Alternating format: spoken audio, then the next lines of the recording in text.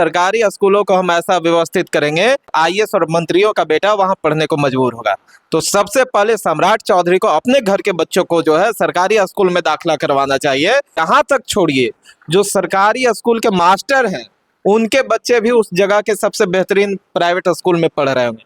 तो जो मास्टर अपने बच्चे को अपने स्कूल में नहीं पढ़ा सकता है, आपको ये लगता है, ये मुमकिन है कि उस स्कूल में शिक्षा व्यवस्था दुरुस्त होगा? लेकिन ये नहीं करेंगे।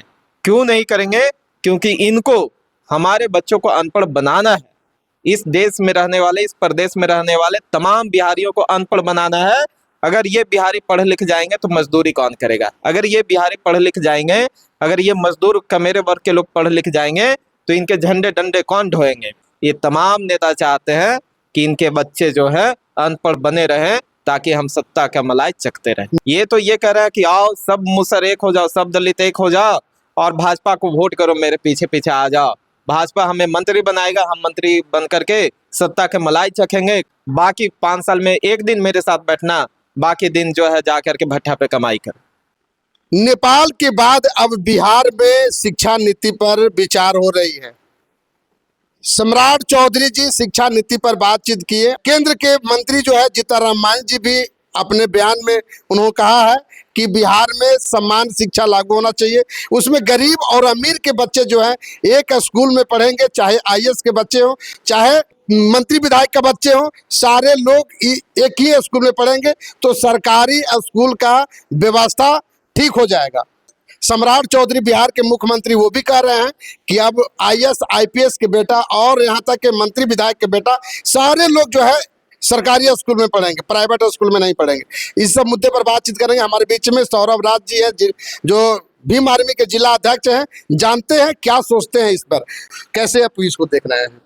देखिए, ये केवल पॉलिटिकल बयानबाजी है, क्योंकि बात वन नेशन वन एजुकेशन के आज से नहीं चल रही है। हमारे नेता माननीय चंद्रशेखर आजाद जी ने भी संसद भवन में उठाने का काम किया था।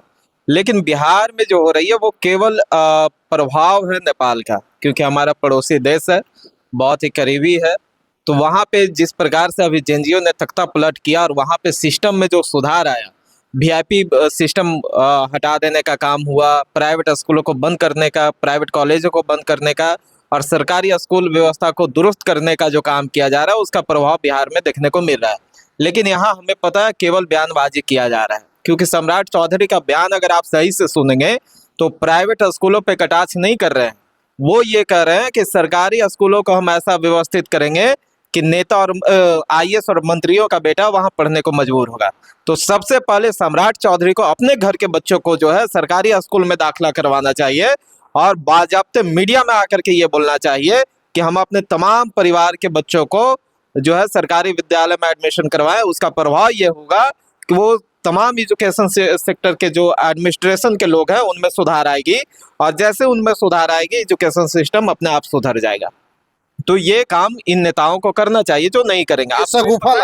ये आपको भी पता है, हमको भी पता है। ये इसलिए भी नहीं करेंगे क्योंकि ये बिहार में जितने बड़े बड़े स्कूल हैं, कॉलेज है प्राइवेट, ये सब कहीं ना कहीं संबंध उन नेताओं से रखते हैं जो आज सत्ता में बैठे हुए हैं। ये आप भी जानते हैं, मुझे भी पता है। तो ये काम, ये प्राइवेट स्कूलों को बंद करने की बात नहीं करेंगे, प्राइवेट कॉलेजों को बंद करने की बात नहीं करेंगे। और जब तक इन स्कूल कॉलेजों को बंद नहीं किया जाएगा तब तक सरकारी जो स्कूल कॉलेज है उसमें सुधार नहीं आएगा। उसका कारण ये है कि जो पैसे वाले बच्चे हैं, परिवार है, समर्थवान परिवार है, जिसको एजुकेशन के महत्व को समझते हैं, वो तमाम लोग सरकारी प्राइवेट कॉलेजों में जाकर के पढ़ रहे हैं। आईएएस आईपीएस के बच्चे जाकर के प्राइवेट स्कूलों में पढ़ रहे हैं। यहाँ तक छोड़िए, जो सरकारी स्कूल के मास्टर हैं उनके बच्चे भी उस जगह के सबसे बेहतरीन प्राइवेट स्कूल में पढ़ रहे होंगे।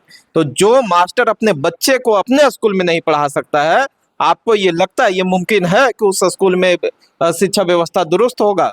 बिल्कुल नहीं होगा। और ये तब तक नहीं होगा जब तक कि इन बयानबाजियों के बजाय वहाँ पे काम करने की आवश्यकता है। अब सरकारी स्कूलों में जाकर के वहाँ पे अपने बच्चों का एडमिशन कराइए, वहाँ पे व्यवस्था को दुरुस्त कीजिए, एडमिनिस्ट्रेशन को दुरुस्त कीजिए। और साथ ही प्राइवेट स्कूलों में जो धांधली चल रही है, आदमी अपना खून पसीना की मेहनत की कमाई को अपने बच्चे को एजुकेशन में जो डाल रहे हैं, वहां पे जो धांधली हो रही है, रीएडमिशन के नाम पे लाखों रुपया वसूले जा रहे हैं। रीएडमिशन क्यों भाई? जब एक बार एडमिशन आपके स्कूल में हो गई तो रीएडमिशन क्यों? इसके नाम पे जो धांधली हो रहा है, पैसा का जो उगाही हो रहा है, इसी पैसा को उगाही से वो लोग जो है राजनीति करते हैं, राजनीतिक व्यक्तियों को पैसा देते हैं, जिसके वजह से जो है प्राइवेट स्कूल फल फूल रहे हैं और सरकारी सिस्टम जो है, एजुकेशन सिस्टम, वो ध्वस्त हो रहा है। वन नेशन वन एजुकेशन की ये बातें जितने नेता लोग कर रहे हैं, ये केवल जो है दिग्भ्रमित करने के लिए है, केवल बातों के लिए, राजनीति के लिए है, धरातल पे कुछ नहीं है, सिर्फ बयानबाजी है। केवल बयानबाजी है। और जब तक आम आवाम अब इस पे जागरूक नहीं होगा, आम आवाम इस पे सवाल करना शुरू नहीं करेगा। देखिए, हमेशा से कहा गया है, राजनीति तो जो है हमेशा डिमांड और सप्लाई होता है, जो आदमी मांग करेगा वही पड़ोसा जाएगा। राजनीतिक व्यक्ति, हमारे हमारे केंद्र मंत्री भी बोल रहे हैं, जीतन राम जी भी, देखिए, वो भी अब दलित समाज से आप आते हैं। जिनका नाम ले रहे हैं, उन्होंने ये भी कहा था आज से पूर्व में, ये कहा कि जो समर्थवान दलित है उनको अपना रिजर्वेशन छोड़ देना चाहिए, लेकिन इनके पूरे परिवार के लोग ही रिजर्व सीट से चुनाव जीत करके और सत्ता के मलाई चख रहे हैं। तो इनको भी अगर ये लगता है तो इनके लिए भी हमारा यही राय सलाह है कि अपने पोता पोतियों को जो विदेश में जाकर के ये पढ़ा रहे हैं, आप भारत में किसी सरकारी स्कूल कॉलेज में आप उनका एडमिशन करा के पढ़ा करके दिखाइए लोगों को, और एग्जाम्पल सेट कीजिए कि हमारे बच्चे सरकारी स्कूल, सरकारी कॉलेजों में पढ़ रहे हैं, तो वहाँ की व्यवस्था दुरुस्त होगा। और इसी से फिर तमाम लोग जो है, जो ये प्राइवेट स्कूलों में अपना खून पसीना के कमाई दे रहे हैं और प्राइवेट स्कूल जो फल फूल रहे हैं, वो सरकारी स्कूल की तरफ अपना मुख मोड़ेंगे। लेकिन हमें भी देखने को ये मिलता है कि ये नेता भी जो दलित समाज की राजनीति करके, मुसर पासवान चमार की राजनीति करके, उनके नाम पे वोट लेकर के और वोट के दलाली कर करके ये लोग सत्ता के मलाई केवल चखने का काम कर रहे हैं और अपने बच्चों को विदेश पढ़ाने का काम करते हैं। अगर इनको इतना फिक्र है one nation one education system का, तो पहले अपने बच्चों का एडमिशन कराइए साफ सुथरा। आपके घर में जितने एडमिनिस्ट्रेशन के लोग हैं, जितना कर्मचारी अधिकारी है आपके आगे पीछे जो दौड़ रहे हैं, उन सभी को कहिए कि अपने बच्चों का एडमिशन जो है सरकारी स्कूल कॉलेजों में कराओ, देखो अपने आप सुधार आ जाएगा। लेकिन ये नहीं करेंगे। क्यों नहीं करेंगे? क्योंकि इनको हमारे बच्चों को अनपढ़ बनाना है। इस देश में रहने वाले, इस प्रदेश में रहने वाले तमाम बिहारियों को अनपढ़ बनाना है। अगर ये बिहारी पढ़ लिख जाएंगे तो मजदूरी कौन करेगा? अगर ये बिहारी पढ़ लिख जाएंगे, अगर ये मजदूर कमेरे वर्ग के लोग पढ़ लिख जाएंगे, तो इनके झंडे डंडे कौन ढोएंगे? इनके लिए जो धर्म के नाम पे, जाति के नाम पे जो राजनीति करना है, इस राजनीति को पोषक जो है ये अनपढ़ लोग ही होते हैं। ये पढ़ लिख जाएंगे तो रोजगार पे सवाल करेंगे, शिक्षा पे सवाल करेंगे, स्वास्थ्य पे सवाल करेंगे, देश की उन्नति और विकास पे सवाल करेंगे। लेकिन इसीलिए ये तमाम नेता, वो चाहे किसी भी वर्ग का, किसी भी दल का हो, किसी भी समाज का हो, ये तमाम नेता चाहते हैं कि इनके बच्चे जो है अनपढ़ बने रहें, ताकि हम सत्ता का मलाई चखते रहें। मांझी तो लड़ ही रहे हैं सौरभ जी, आप कह रहे हैं किसी नहीं, मांझी तो लड़ रहे हैं। उस टाइम से भी बोल रहे हैं कि जो है ना, पूरे भारत के गरीब एक हो जाओ, एक पथ पर आ जाओ, एक साथ में मिल करके हम लोग काम करेंगे। अभी जो है ना से ये प्राइवेट को जो है ना से बोल रहे हैं कि प्राइवेट स्कूल को बंद कर देना चाहिए सबको, ये तो लड़ रहे हैं, हम बताते हैं, लड़ रहे हैं। इनको 6 सीट मिला इस बार विधानसभा का। अब बताइए, इन्होंने कौन ऐसा गरीब परिवार से आने वाले, मजबूत और बोलने वाले अपने कार्यकर्ता, छोड़िए सबको, अपने कार्यकर्ता को बताइए जिसको एक टिकट इन्होंने देने का काम किया और ये कहने का काम किया कि देखो, एक गरीब परिवार से आने वाले समर्थवान व्यक्ति को, अपने समर्थवान कार्यकर्ता को एक टिकट दे रहा हूँ। 6 टिकट में 4 टिकट अपने परिवार के लोगों को दिए, ये सच्चाई है जो आप भी देख सकते हैं। और 2 टिकट भूमियार समाज से आने वाले इनके पोषक अनिल शर्मा के परिवार को मिला। मतलब 2 परिवार में इनका पूरा टिकट बट गया। तो आप बताइए, ये ऐसे गरीब की लड़ाई लड़ेंगे? आप इनके बारे में हमको एक बताइए जो इन्होंने गरीब तबके से आने वाले किसी बच्चे को IAS IPS की तैयारी के लिए किसी संस्था में एडमिशन करवाया हो, किसी एक बच्चा के हायर एजुकेशन के लिए किसी कॉलेज में एडमिशन करवाया हो। एक भी ऐसा एग्जाम्पल देखने को नहीं मिलेगा। तो कैसे हम कहें कि ये कह रहे हैं कि आओ और सब गरीब एक हो जाओ? ये तो ये कह रहा है कि आओ सब मुसर एक हो जाओ, सब दलित एक हो जाओ और भाजपा को वोट करो, मेरे पीछे पीछे आ जाओ। भाजपा हमें मंत्री बनाएगा, हम मंत्री बन करके सत्ता के मलाई चखेंगे, क्रीम का मलाई चखेंगे, रिजर्वेशन का जो क्रीम है उसका मलाई चखेंगे। बाकी सब तुम लोग जाओ, साल में 1 दिन मेरे साथ बैठना, बाकी 5 साल में 1 दिन मेरे साथ बैठना, बाकी दिन जो है जा करके भट्ठा पे कमाई कर। यही तो चल रहा है इनका। और यही नहीं, चिराग पासवान जी ने भी इस बात को कहा था कि वो तमाम समर्थवान लोग जो हैं रिजर्वेशन को त्याग दें, हाँ, छोड़ दो। दलित समाज से आने वाले लोग। तो चिराग पासवान से ज्यादा समर्थवान दलित कौन होगा बिहार में? लेकिन इनको सीट मिला तो एक सीट से अपने लड़े, एक सीट से अपने जीजा को लड़ाए। किसी और गरीब परिवार के बेटा को एक टिकट दे दिए होते। 4 टिकट इन्होंने बेचने का काम किया। भूमियार समाज, हमारे सीट जो रिजर्व सीट है उसको भूमियार परिवार को ये बांटने का काम करते हैं, बेचने का काम करते हैं। तो ये समाज के साथ जो ये नेता दलाली कर रहे हैं, समाज को ठगने का जो काम कर रहे हैं, ये तमाम वंचित शोषित समाज अब देख रहा है।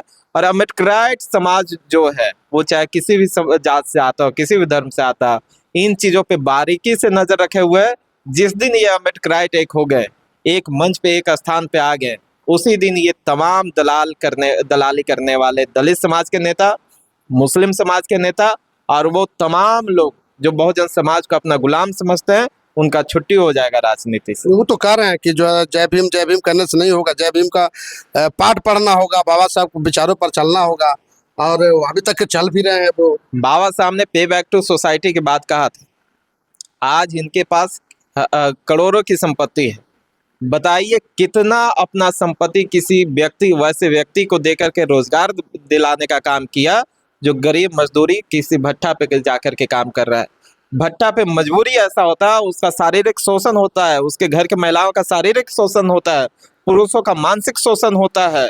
आप बताइए क्या कहीं जाकर के रोजगार दिलाने का काम किया इन्होंने? अपने संपत्ति के एक हिस्सा दान करने का काम किया इन्होंने? कहीं पे जाकर के सामूहिक विवाह गरीब बच्चियों का कराने का काम किया इन्होंने? कोई ऐसा काम नहीं ये कर रहे हैं जो बाबा साहब के मूल सिद्धांत था। तो बाबा साहब के बारे में बात करना ऐसे लोगों के लिए पाप के समान है। इन्हें बताइए बाबा साहब के बारे में बात नहीं करनी चाहिए। तो आप अभी जो है वन नेशन वन इलेक्शन और वन एजुकेशन पूरे अपना देश में लागू हो जाए तो क्या दिक्कत है? बहुत सुंदर की बात है। केवल one nation one education, one nation one health system, one nation one election आप करवा दीजिए, लेकिन पहले वन नेशन वन एजुकेशन करवाइए, one nation one health system करवाइए, उसके बाद वन नेशन वन इलेक्शन की बात उसी लिए तो लड़ाई लड़ रहे हैं। भाजपा के लोग शुरू से अभी तक one nation one election system की बात करते हैं, लेकिन one nation one education system की बात नहीं करते हैं, one nation one health system की बात नहीं करते हैं। क्यों नहीं करते हैं? क्योंकि उनको पता है कि जैसे ही ये बराबरी की बातें होगी, जिसमें क्षमता है वो आज गांव में बसते हैं।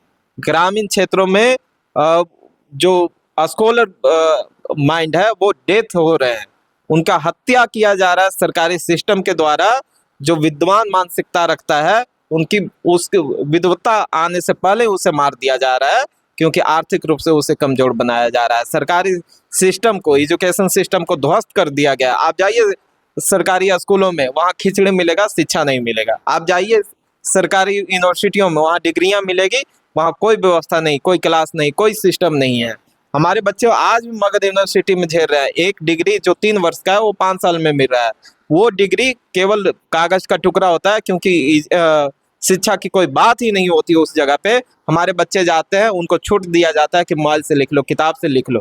तो वैसे बच्चे जो पास हो रहे हैं वो केवल डिग्री लेकर के आ रहे हैं, विद्वता लेकर के नहीं आ रहे हैं। और जहाँ विद्वता नहीं होगा, उन बच्चों का, उन समाज का जो है हमेशा उसी प्रकार से दोहन शोषण होगा जैसे आज किया जा रहा है।